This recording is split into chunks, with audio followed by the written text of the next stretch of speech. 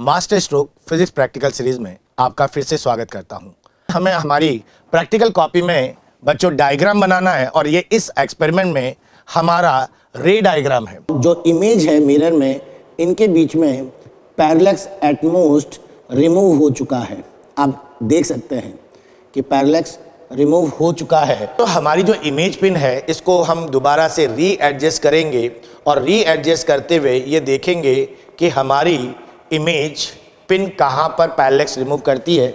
Object pin की 45 centimetre के लिए आपको मिला 24 सेंटीमीटर और बच्चों लास्ट रीडिंग जब हमने ऑब्जेक्ट पिन को 50 सेंटीमीटर पर प्लेस किया तो हमें मिला, आप देख सकते हैं कि ग्राफ जो बनाया है वो मैंने थर्ड क्वाड्रेंट में बनाया because U and V both are taken as negative value. Hello बच्चों, आकाश इंस्टीट्यूट के master stroke physics practical series में मैं पवन कोशी आपका फिर से स्वागत करता हूं।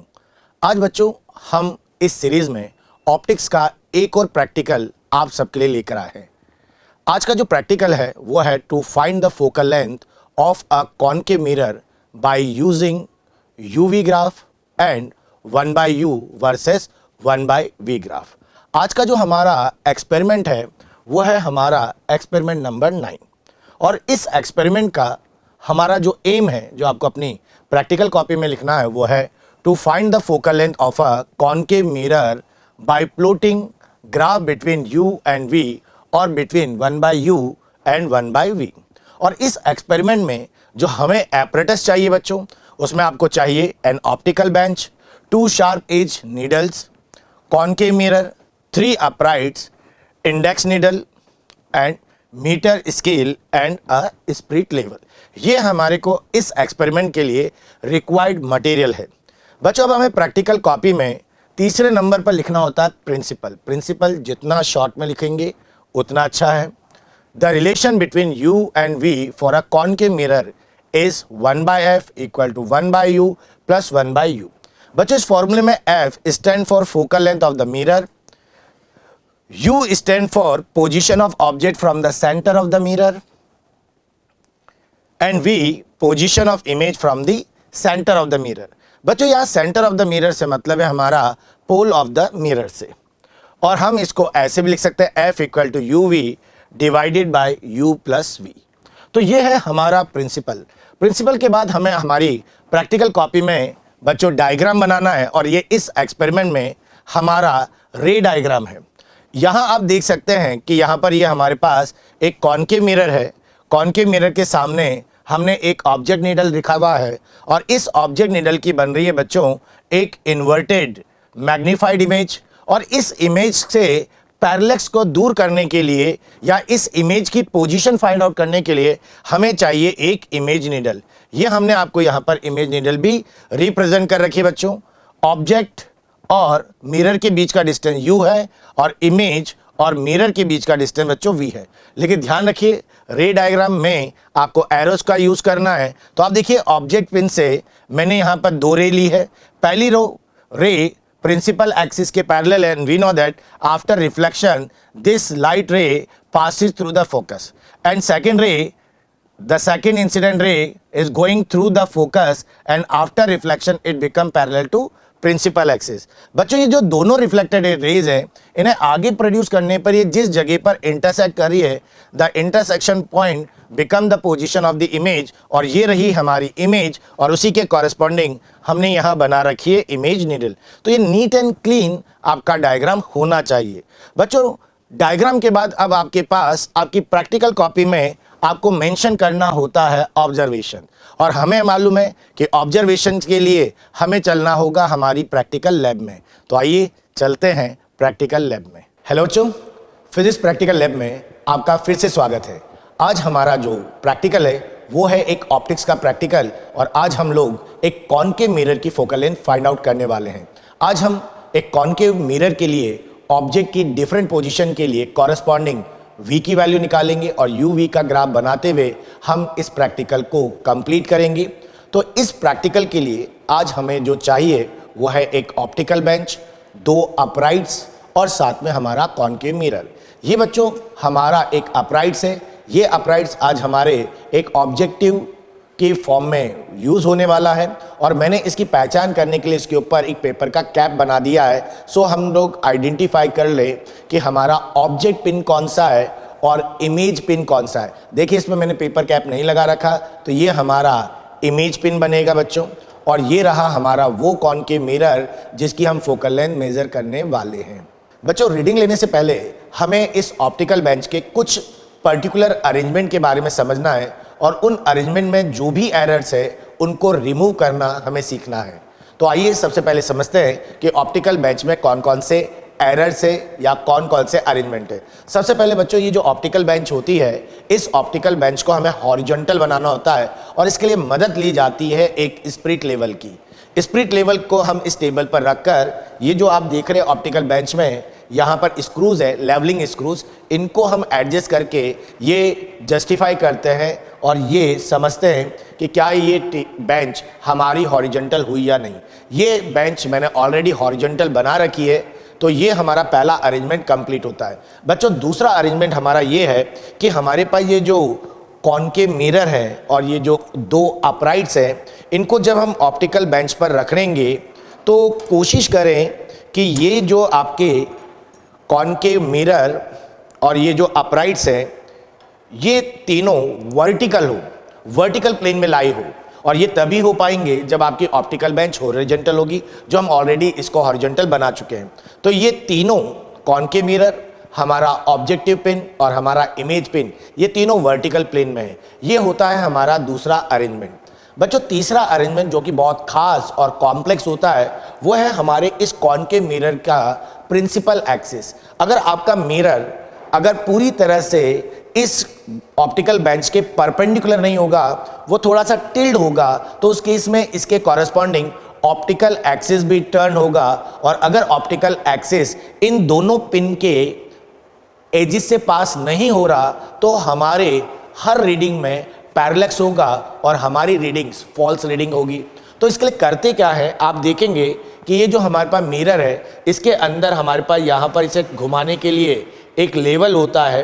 तो इसको आप टर्न करके कोशिश करिए कि आपकी जो इमेज पिन है, ऑब्जेक्टिव पिन है, ये दोनों जब आप इस कॉनकेव मिरर में देखें तो वो कॉनकेव मिरर के सेंटर में तीनों एक ही लाइन में नज़र आने चाहिए। तो चलिए मैं इसको एडजस्ट करके देखता हूँ। तो रैंडमली किसी भी पोजीशन पर इनको रखकर हम देखते हैं कि क्या ये तीनों एक पोजीशन में। अभी मुझे यहाँ पर ये तीनों पोजीशन में नज़र नहीं आ रहे, तो अब देखिए थोड़ा सा यहाँ पर आ रहा है, तो मैं इसको और टर्न कर रहा हूँ। और कोशिश करिए कि जो आपकी आइज़ है वो आपके जो नियरेस्ट पिन है उससे 25 सेंटीमीटर या उससे ज़्यादा डिस्टेंस पर हो, क्योंकि जो closest distance of clear vision होता है वो 25 सेंटीमीटर का होता है। बच्चों थोड़ा सा अभी भी हमारे को मिरर को घुमाने की ज़रूरत है।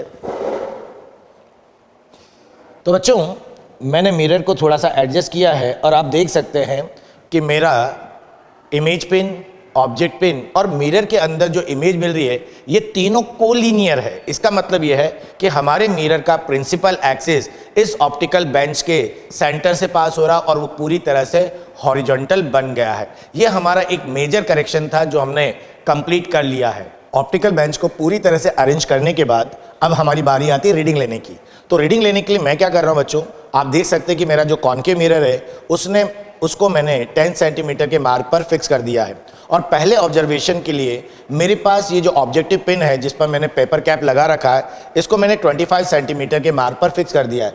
अब बारी आती है कि हमारे इमेज पिन को इस ऑप्टिकल बेंच पर एडजस्ट किया जाए और पैरेलैक्स को रिमूव करेंगे, और जब पैरेलैक्स पूरी तरह से रिमूव हो जाएगा तो हमें मिलेगी इमेज की पोजीशन। हमें वही पोजीशन फाइंड आउट करनी है। तो चलते हैं हम लोग इस इमेज पिन की पोजीशन को चेक करते हैं। तो बच्चों अभी आप देख सकते हैं कि पूरी तरह से पैरेलैक्स नहीं हटा है, तो मैं मेरे इस इमेज पिन को ऑब्जेक्ट की तरफ लेकर जा रहा हूं। ये देखिए जैसे जैसे मेरा ऑब्जेक्ट पिन क्लोज जा रहा है, पैरेलैक्स बहुत ही कम होता जा रहा है। यहाँ पर अगर आप देखें तो आप अपनी आइज़ को लेफ़्ट या राइट साइड प्लेस करते हैं तो आप फाइंड आउट करेंगे कि हमारे ऑब्जेक्ट पिन और जो इमेज है मिरर में, इनके बीच में पैरेलैक्स एट मोस्ट रिमूव हो चुका है। आप देख सकते हैं कि पैरेलैक्स रिमूव हो चुका है और मेरी जो यहाँ पर रीडिंग आ रही है या इमेज की पिन की जो पोजीशन आ रही है वो अब आप अपनी कॉपी में लिख सकते हैं बच्चों। इट इज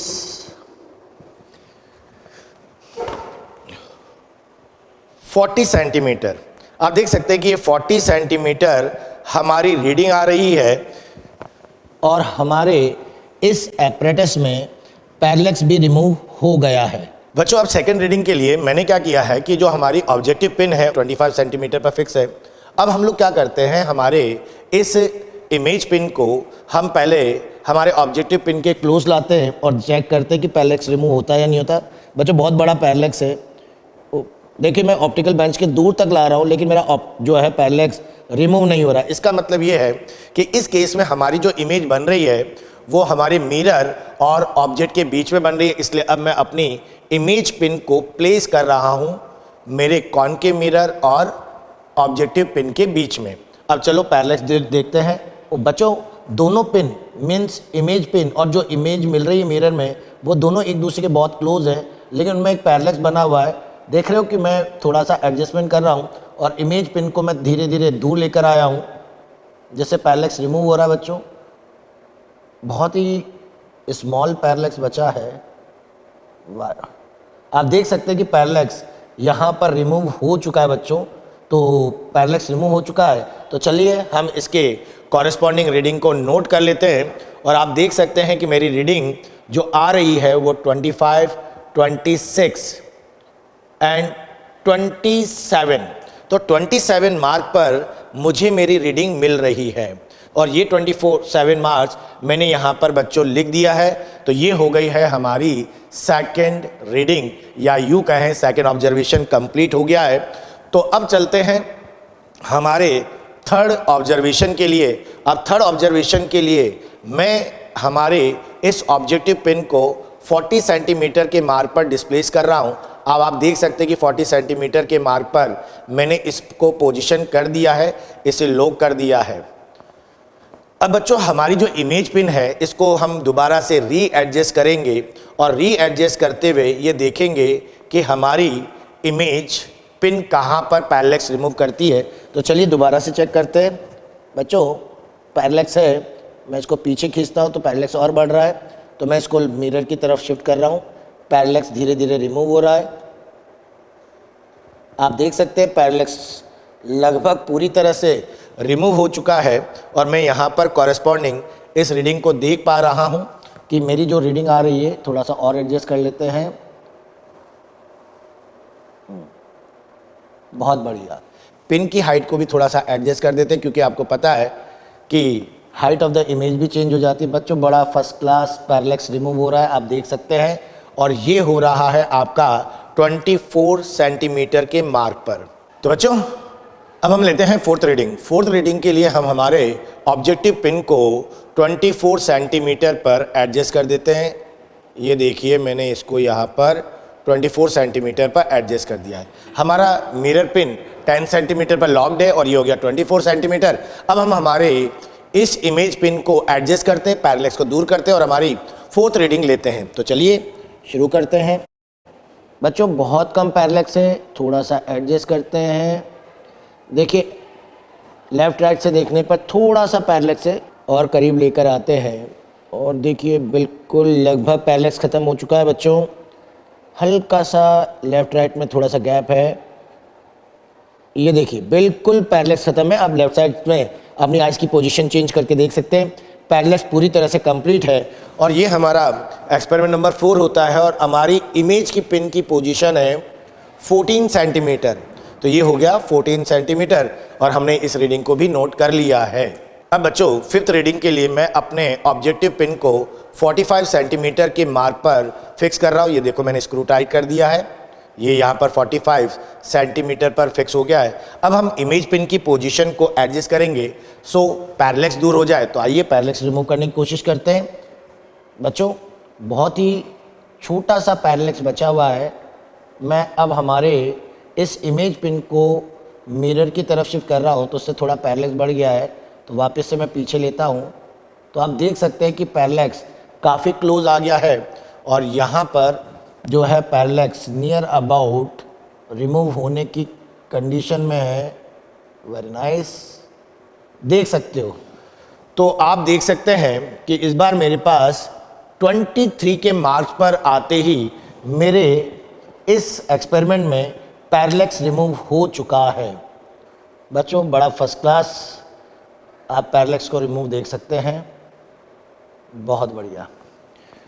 और ये रीडिंग आ रही है 23 सेंटीमीटर पर, तो वी की कॉरेस्पॉन्डिंग रीडिंग हम मार्क कर लेते हैं 23 सेंटीमीटर और इस तरह से हमारे पांचों ऑब्जर्वेशन कंप्लीट होते हैं।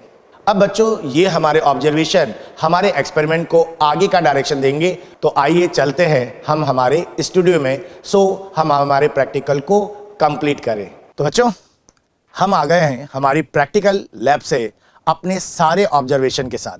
वहां पर आपने देखा कि किस तरह से हमने एक कॉनकेव मिरर के लिए ऑब्जेक्ट के डिफरेंट पोजीशन के लिए हमने पैरेलैक्स को दूर करते हुए उसकी इमेज पोजीशन हमने गेन की है। वो बच्चों सारा रिकॉर्ड अब मेरे पास है, तो अब हम चलते हैं इस रिकॉर्ड का यूज़ करते हुए हमारे प्रैक्टिकल को कंप्लीट करने का। जैसा कि आपको याद है कि जब हम लैब में गए थे तो हमारे पास जो स्क्रीन पर था और हमारी कॉपी में हम लिखने वाले थे ऑब्जर्वेशन। अब हम प्रैक्टिकल को ऑब्जर्वेशन से आगे लेकर चलते हैं। तो बच्चों ये रहा हमारा ऑब्जर्वेशन टेबल और आपने देखा था कि जब हम प्रैक्टिकल लैब के अंदर हमने जब एक्सपेरिमेंट परफॉर्म किया था तो मिरर का जो पोजीशन था वो हमने 10 सेंटीमीटर पर फिक्स कर दिया था। तो हमारे जो पांचों ऑब्जर्वेशन है उसके लिए हमारे मिरर की पोजीशन है 10 सेंटीमीटर।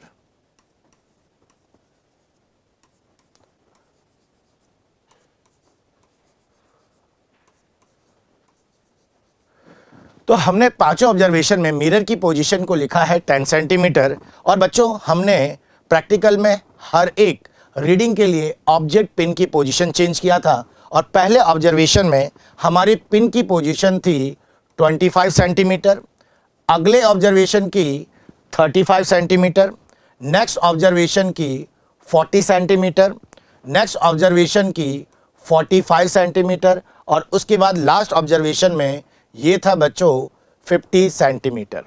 और इन सभी ऑब्जेक्ट पिन के कॉरेस्पॉन्डिंग जब हमने पैरेलैक्स को रिमूव किया तो हमारी जो इमेज पिन की पोजीशन आई है तो बच्चों 25 सेंटीमीटर के कॉरेस्पॉन्डिंग ये आई थी 40 सेंटीमीटर, फिर 35 सेंटीमीटर के कॉरेस्पॉन्डिंग है 27 सेंटीमीटर और 40 सेंटीमीटर ऑब्जेक्ट पिन के लिए इमेज पिन आया 25 सेंटीमीटर पर और ऑब्जेक्ट पिन की 45 सेंटीमीटर के लिए आपको मिला 24 सेंटीमीटर।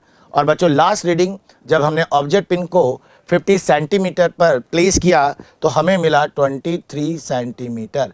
तो इस तरह से हमारे पास जो हमने ऑब्जर्वेशन लिए थे मिरर की पोजीशन, ऑब्जेक्ट की पोजीशन और इमेज की पोजीशन, ये पोजीशन हमारे इस ऑब्जर्वेशन टेबल में हो चुकी है। अब हम छोटा सा कैलकुलेशन करते हुए ऑब्जेक्ट यानी position of the object from the pole of the mirror, position of image from the pole of the mirror, 1/u 1/v और फिर फॉर्मूला बेस कुछ कैलकुलेशन करके इस ऑब्जर्वेशन टेबल को पूरा करते हैं। मैंने कैलकुलेशन क्योंकि पहले ही कर ली है तो चलिए, तो u का वैल्यू आता है बच्चों हमारे पास 15 सेंटीमीटर, फिर उसके बाद सेकेंड रीडिंग आती है हमारे पास 25 सेंटीमीटर, नेक्स्ट रीडिंग आती है 30 सेंटीमीटर, नेक्स्ट है 35 एंड लास्ट ऑब्जर्वेशन है 40 सेंटीमीटर। हमने क्या किया है मिरर की पोजीशन और ऑब्जेक्ट की पोजीशन को दोनों को माइनस कर दिया है और वो जो डिफरेंस है that become the u। Similarly v निकालने के लिए आप मिरर और इमेज पिन के डिस्टेंस का या उनकी पोजीशन का सेपरेशन लेंगे या डिफरेंस लेंगे, वही डिफरेंस आपका बन जाता है बच्चों v। तो देखिए 40 में से 10 गए तो आपको मिलेगा 30, इसी तरह से 27 में से 10 माइनस करोगे तो 17 सेंटीमीटर, 25 में से 10 माइनस करोगे 15 सेंटीमीटर, 24 में से 10 माइनस करिए 14 सेंटीमीटर और सिमिलरली अब आप देखेंगे कि 23 में से 10 माइनस किया तो इट इज़ 13 सेंटीमीटर। तो ये हो गया आपका u और v की वैल्यू भी बच्चों। अब हमें लेना है u का इन्वर्स और v का inverse, so we get 1/u and 1/v। तो बच्चों जब हम 1/15 करते हैं तो तो 1/15 की जो वैल्यू है हमारे पास 0.067 पर सेंटीमीटर। इसी तरह से सेकंड ऑब्जर्वेशन में जब हम 1 को 25 से डिवाइड करते हैं तो हमें रीडिंग मिलती है 0.040 पर सेंटीमीटर। और जब हम 1 को 30 से डिवाइड करते हैं तो हमें वैल्यू मिलती है 0.033 पर सेंटीमीटर। और बच्चों इसी तरह से 1 को 24 से डिवाइड करते हैं तो वैल्यू मिलती है 0.028 पर सेंटीमीटर। एंड लास्ट ऑब्जर्वेशन में जब हम 1 को 23 से डिवाइड करेंगे तो हमें मिलता है 0.025। ये हमारे को मिल गई 1/u की वैल्यू। सिमिलरली जो आपने v निकाला है इसका भी इन्वर्स लेते हैं और उसे पर सेंटीमीटर में डिनोट करते हैं। तो बच्चों पहली रीडिंग है 30, तो 1/30 की वैल्यू हो जाती है 0.033 पर सेंटीमीटर। सेकेंड ऑब्जर्वेशन के लिए 1/17, जब 1 में 17 का डिवीजन करेंगे तो 0.059 पर सेंटीमीटर आता है बच्चों। जब 1 को 15 से डिवाइड करेंगे तो हमारा ऑब्जर्वेशन आता है 0.067 पर सेंटीमीटर। और इसी तरह से फोर्थ रीडिंग के लिए 1/14 आपके लिए हो जाता है 0.071 सेंटीमीटर। और बच्चों लास्ट रीडिंग में हम 1 में 13 का डिवाइड करेंगे तो ये आता है हमारे पास 0.077 पर सेंटीमीटर। बच्चों इस तरह से ये हमारी ऑब्जर्वेशन टेबल कंप्लीट होती है और हम कैलकुलेशन से फोकल लेंथ निकालते हैं और वो कैलकुलेशन हम ऑलरेडी परफॉर्म कर चुके हैं। तो यहाँ पर टेबल को कंप्लीट करेंगे, उसके बाद हम आपको कैलकुलेशन भी बताएंगे कि कैलकुलेशन आपको कॉपी में किस तरह से लिखनी है। तो चलिए, तो मैंने यहाँ पर इनकी रीडिंग ले लिया है। तो बच्चों कैलकुलेशन में इसकी वैल्यू आती है एग्जैक्ट 10 सेंटीमीटर, सेकेंड ऑब्जर्वेशन में 10.12 सेंटीमीटर, थर्ड ऑब्जर्वेशन में अगेन 10, फोर्थ में भी 10 आ रही है बच्चों, लेकिन लास्ट रीडिंग में 9.8 सेंटीमीटर ये हमारी रीडिंग आ रही है। तो इस तरह से ये हमारी ऑब्जर्वेशन टेबल कंप्लीट हो चुकी है। और बच्चों जब टेबल कंप्लीट हो जाए तो फिर वही बात कि टेबल के अंदर ऑब्जर्वेशन टेबल में कोशिश करिए कि किसी तरह की कोई ओवर राइटिंग और कटिंग ना हो, अदरवाइज आपके नंबर कट सकते हैं। तो बच्चों अब आगे चलते हैं और देखते हैं कि प्रैक्टिकल कॉपी में हमें क्या करना है। तो प्रैक्टिकल कॉपी में आपका नेक्स्ट होगा कैलकुलेशन, और यहाँ जो कैलकुलेशन है वो है formula base F = UV divided by U + V। तो हमारे पहले ऑब्जर्वेशन में बच्चों हमारे पास U की वैल्यू है -15 सेंटीमीटर और V की वैल्यू है आपके पास -30 सेंटीमीटर। क्योंकि बच्चों हमारे पास ऑब्जेक्ट और इमेज जब दोनों ही रियल होती है तो उनके कॉरस्पॉन्डिंग हमारी पोजीशन नेगेटिव होती है। अब फॉर्मूला यूज़ करते हैं F = UV divided by U + V। तो बच्चों यहाँ पर हम इसे लिखेंगे -15 × -30 डिवाइडेड बाय, इनमें से माइनस कॉमन ले लेते हैं तो 15 + 30, ऊपर बच्चों माइनस माइनस प्लस हो जाएगा तो 15 × 30 और नीचे माइनस में हो जाएगा आपका 45, 15 से 45 3 टाइम्स, इट इज़ -10 सेंटीमीटर। तो ये आपके पहले ऑब्जर्वेशन की कैलकुलेशन हुई है। इसी तरह से अब हम सेकंड ऑब्जर्वेशन की कैलकुलेशन करते हैं और सेकंड ऑब्जर्वेशन में हमारे पास U की वैल्यू है -25 सेंटीमीटर और V की वैल्यू बच्चों आई थी -17 सेंटीमीटर। अब हम फॉर्मूला यूज़ करते हैं F = UV divided by U + V, -25 × -17 और बच्चों माइनस कॉमन ले लिया 25 + 17। जब हम इसको सॉल्व करते हैं, कैलकुलेशन करते हैं तो वैल्यू आती है -10.2 सेंटीमीटर। तो ये हमारे सेकंड ऑब्जर्वेशन की कैलकुलेशन हो जाती है बच्चों। अब चलते हैं थर्ड कैलकुलेशन, और थर्ड कैलकुलेशन में हमारे पास U की वैल्यू है -30 सेंटीमीटर और V का वैल्यू है बच्चों -15 सेंटीमीटर। फॉर्मूला लगाते हैं F = UV divided by U + V = -30 -15 और बच्चों माइनस कॉमन ले लिया जाए तो इनका सम 45 होगा, माइनस से 1 माइनस 15 से 45 3 टाइम्स, तो ये आ गया आपके पास -10 सेंटीमीटर। ये आपके थर्ड ऑब्जर्वेशन के कॉरस्पॉन्डिंग कैलकुलेशन। फोर्थ ऑब्जर्वेशन के लिए कैलकुलेशन में U = है बच्चों -35 सेंटीमीटर और हमें v मिला है -14 सेंटीमीटर। बच्चों फॉर्मूला लगाते हैं, F equal to u v divided by u plus v equal to -35 into -14 divided by -35 plus 14 -35 into -14 divided by 49। बच्चों इसको जब हम सॉल्व करते हैं तो इसकी रीडिंग भी हमें मिलती है -10 सेंटीमीटर। तो ये हो गई हमारी फोर्थ रीडिंग। और फोर्थ रीडिंग के बाद बच्चों हमारे पास है हमारी फिफ्थ रीडिंग। तो फिफ्थ रीडिंग में u की वैल्यू अगेन हमारे पास है -40 सेंटीमीटर और v की वैल्यू है बच्चों -13 सेंटीमीटर। अब हम यहाँ पर फॉर्मूला लगाते हैं, F equal to u v divided by u plus v. तो ये हो गया -40 -13 divided by -40 plus 13 equal to -40 into -13 divided by 53। बच्चों इसे सॉल्व करते तो ये रिजल्ट आता है 9.8 सेंटीमीटर। तो इस तरह से हमारी ये सारी कैलकुलेशन हो गई है और अब हम निकालते हैं इसकी मीन वैल्यू।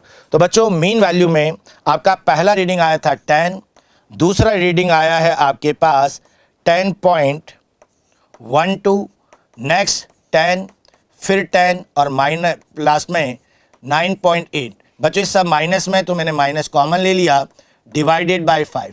अगर हम इनका सम करते हैं तो आप देख सकते हैं कि इनका सम अगर हम लोग करते हैं तो सम की वैल्यू आती है हमारे पास 49.92 और डिवाइडेड बाय बच्चों 5 और आगे माइनस। बच्चों इसको सॉल्व करते हैं तो हमारी रीडिंग आती है -9.98 सेंटीमीटर। तो ये हमारे कॉनकेव मिरर का फॉर्मूला बेस बच्चों फोकल लेंथ निकला है 9.98 सेंटीमीटर। तो ये पहली कैलकुलेशन होती है।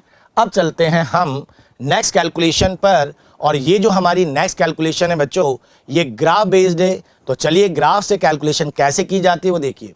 मैंने ऑलरेडी ये ग्राफ प्लॉट कर दिया बच्चों। यहाँ पर मैंने आप देख सकते हैं कि ग्राफ जो बनाया है वो मैंने थर्ड क्वाड्रेंट में बनाया because u and v both are taken as negative value, इसलिए मैंने इसके थर्ड क्वाड्रेंट में बनाया है।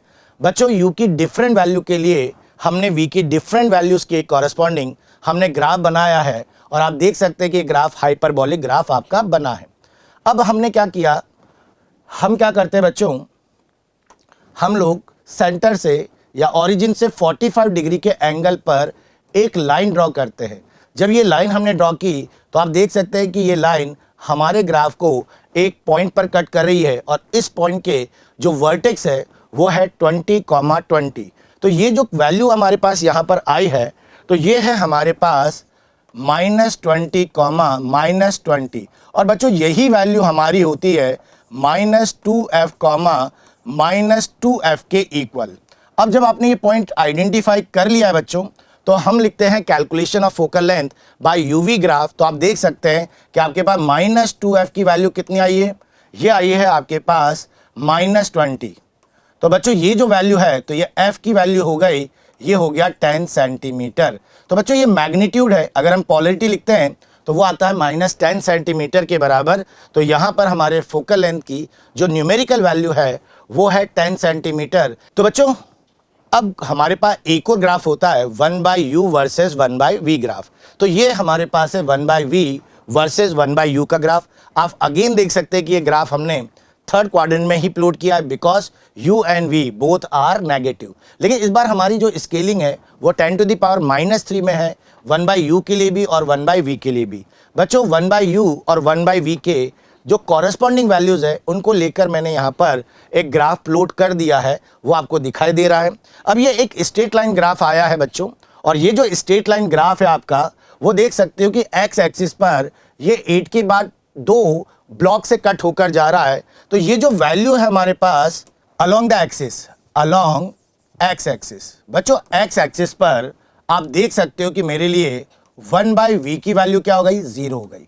जब 1/v 0 हुआ तो देयरफॉर 1/u की वैल्यू हो गई 1/f के बराबर और f की वैल्यू हो गई बच्चों 1/u के इक्वल। अब हम यहाँ पर 1/u की वैल्यू पुट करते हैं तो वो बच्चों आ जाता है 1000। और आप देख सकते हैं कि हमारी जो स्ट्रेट लाइन है वो इसे 81 पर सेंटीमीटर पर कट कर रही है बच्चों, तो यहाँ आ जाएगा 81। और क्योंकि 1/u की वैल्यू माइनस है तो मैंने यहाँ पर माइनस कर दिया। और अब इसको अगर हम सॉल्व करते हैं तो वैल्यू आती है -12.35 सेंटीमीटर। तो ये हमारे पास बच्चों अलोंग द एक्स एक्सिस से हमारे पास फोकल लेंथ की वैल्यू आई है। सिमिलरली हम रीडिंग लेते हैं अलोंग वाई एक्सिस से, और वाई एक्सिस पर 1/u की वैल्यू 0 है, तो देयरफॉर 1/f इक्वल टू हो जाता है 1/v। और बच्चों f की वैल्यू हो जाती है 1 डिवाइडेड बाय 1/v। क्योंकि 1/v 10⁻³ पर सेंटीमीटर है, तो इसलिए बच्चों आपकी फोकल लेंथ हो जाती है -1000। अब आप इस स्ट्रेट लाइन को अगर देखें ध्यान से, तो ये जो लाइन है मेरे y एक्सिस को ये बच्चों कट कर रही है 78 सेंटीमीटर पर। तो हम डिवाइड कर देंगे 78 सेंटीमीटर, और इसको जब हम कैलकुलेट करते हैं तो ये आता है -12.82 सेंटीमीटर। तो ये बच्चों इस वाले ग्राफ से हमारी जो कैलकुलेशन आ रही है फोकल लेंथ की, तो इसका एवरेज निकाल लेते हैं। -12.35 -12.82 डिवाइडेड बाई 2। बच्चों इसको ऐड करते हैं तो 71.25, ये हमारे पास हो गया। 2 से डिवाइड करेंगे तो -12.58 सेंटीमीटर। तो ये बच्चों हमारे पास वैल्यू आ जाती है -12.58 सेंटीमीटर बच्चों 1/u वर्सेस 1/v से। तो आपने देखा कि मैंने 3 कैलकुलेशन की है, पहली फॉर्मूला बेस, दूसरा u वर्सेस v ग्राफ से, और तीसरा किया 1/u एंड 1/v। तो इस तरह से ये हमारी सारी कैलकुलेशन कंप्लीट होती है, और इन कैलकुलेशन की मदद से अब हम पहुंचते हैं हमारे रिजल्ट पर। तो आइए अब हम नोट करते हैं हमारा result. The focal length of given concave mirror is, बच्चों पहले कैलकुलेट वैल्यू कितनी आई है 9.98 सेंटीमीटर। उसके बाद जब हमने इसको 1/u और v ग्राफ से लिया तो इसकी वैल्यू आई थी हमारे पास 10 सेंटीमीटर के बराबर। और इसके बाद जब हमने 1/u वर्सेस 1/v से कैलकुलेशन किया है तो इट इज़ 12.58 सेंटीमीटर। तो इस तरह से अब हमारे सारे रिजल्ट हमारे पास आ चुके हैं। मीन्स ये प्रैक्टिकल पूरी तरह से कंप्लीट हो गया है। लेकिन at the end of the experiment बच्चों आप लोगों को लिखना होता है प्रिकॉशन। ध्यान रखिएगा कि प्रिकॉशंस के भी नंबर होते हैं। तो मैंने यहाँ पर प्रिकॉशन में आपके लिए 4 पॉइंट्स अवेलेबल किए हैं। तो बच्चों इन 4 पॉइंट्स में से आप कोई भी 3 पॉइंट्स अपनी प्रैक्टिकल कॉपी में रखिएगा। और इन सभी प्रिकॉशंस के बारे में हमने जब एक्सपेरिमेंट किया था तो उसके बारे में हम आपको बता रहे थे। फॉर एग्जांपल जैसे मैंने कहा था कि जब हम पैरेलैक्स को देखते हैं तो हम नियरेस्ट पिन से अपनी आइज़ को एटलीस्ट 25 सेंटीमीटर अवे रखते हैं। तो ऐसे ही कुछ प्रिकॉशन जो आपने एक्सपेरिमेंट के दौरान नोट किए थे उनको आप यहाँ पर मेंशन जरूर करिए। बच्चों ये एक्सपेरिमेंट होने के बाद जैसा हमारी हैबिट है कि हम आपको इस एक्सपेरिमेंट से रिलेटेड कुछ अच्छे क्वेश्चन भी आपको सॉल्व करवाते हैं। तो आइए उन्हीं में से कुछ क्वेश्चन आज हम इस एक्सपेरिमेंट में लेते हैं। तो बच्चों कैलकुलेशन में हमारा जो पहला क्वेश्चन है वो है असर्शन रीजन बेस्ड क्वेश्चन। और इसका असर्शन है अ concave mirror can form both real and virtual image of an object. और आपको पता है कि अगर हमारी रियल ऑब्जेक्ट अगर फोकल लेंथ से दूर होती है, फोकस से दूर होती है, तो वी गॉट रियल इमेज। लेकिन जब हमारी ऑब्जेक्ट पोल और फोकस के बीच में होती है तो हमें मिलती है वर्चुअल इमेज। तो ये असर्शन आपका सही है। रीजन कहा गया the nature of the image form by a concave mirror depends on the position of the object. बिल्कुल सही। अलग अलग पोजीशन के लिए हमारे पास अलग अलग तरह नेचर का इमेज मिल सकता है। इसका मतलब है कि हमारा रीजन हमारे असर्शन को पूरी तरह से जस्टिफाई करता है। देयरफॉर इसका ऑप्शन नंबर होगा A. Both A and R true and R is the correct explanation of the A. इसी तरह से बच्चों हमारा सेकंड क्वेश्चन भी एक असर्शन रीजन टाइप है। Focal length of a concave mirror increased when the mirror is immersed in water. बच्चों नहीं, हमारे कॉनकेव मिरर की जो फोकल लेंथ होती है वो r/2 होती है। उसे किसी भी मीडियम में अगर आप इंसर्ट करेंगे या इमर्ज करेंगे तो आप देखेंगे कि r की वैल्यू चेंज नहीं होगी। देयरफॉर फोकल लेंथ भी चेंज नहीं होनी चाहिए। Focal length of the mirror is independent of the medium around it. ये बिल्कुल सही है कि इसकी फोकल लेंथ सराउंडिंग मीडियम पर डिपेंड नहीं करती। तो बच्चों A is false and R is true, तो इस हिसाब से आपका सही आंसर हो जाता ऑप्शन नंबर डी। अब चलते हैं क्वेश्चन नंबर 3 पर। N object is place 20 centimetre in front of a concave mirror. तो बच्चों ये हमारे पास कॉनकेव मिरर है, इसके फ्रंट में हमने 20 सेंटीमीटर पर बच्चों एक ऑब्जेक्ट को प्लेस किया है। And the focal length of the concave mirror is 10 centimetre. बच्चों इसकी फोकल लेंथ 10 सेंटीमीटर है, मींस आपका ऑब्जेक्ट 2f पर रखा हुआ है। तो बच्चों जब हमारा ऑब्जेक्ट 2f पर रखा हुआ होता है तो हमारी जो इमेज बनती है वो रियल बनती है, इक्वल साइज की बनती है और बच्चों सेंटर ऑफ कर्वेचर पर ही बनती है। तो मींस इसका जो आंसर होना चाहिए वो सेंटर ऑफ कर्वेचर है, और सेंटर ऑफ कर्वेचर बच्चों मिरर के फ्रंट में ही होता है and it is equal to 2f। तो बच्चों हमारा सही आंसर हो जाता है ऑप्शन नंबर बी। अब चलते हैं क्वेश्चन नंबर 4 पर। अ concave mirror produce a magnification of -3। बच्चों यहाँ पर मैग्निफिकेशन -3 दिया हुआ है और हमें मालूम होना चाहिए कि कॉनकेव मिरर की जो मैग्निफिकेशन होती है वो होती है -v/u। इसको अगर हम फर्दर सॉल्व करें तो f/f-u ये हमारी मैग्निफिकेशन का फॉर्मूला है।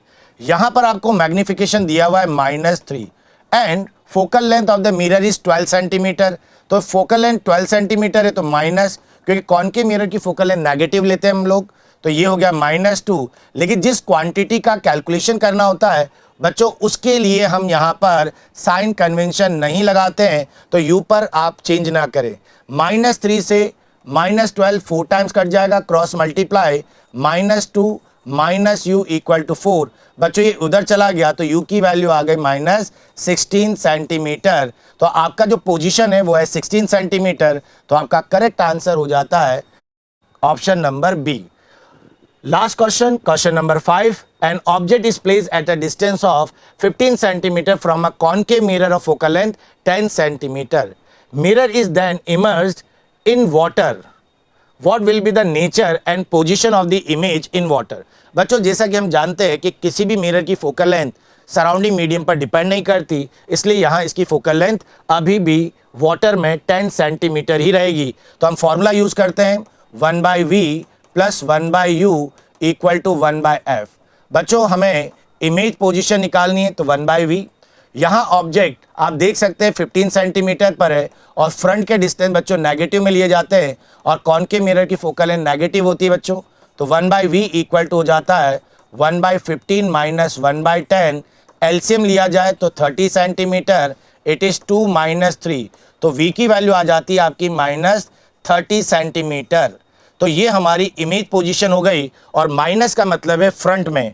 तो बच्चों हमारी इमेज रियल भी बन रही है, मिरर के सामने भी बन रही है और 30 सेंटीमीटर पर। तो इस हिसाब से हमारा ऑप्शन नंबर 4 आ जाता है।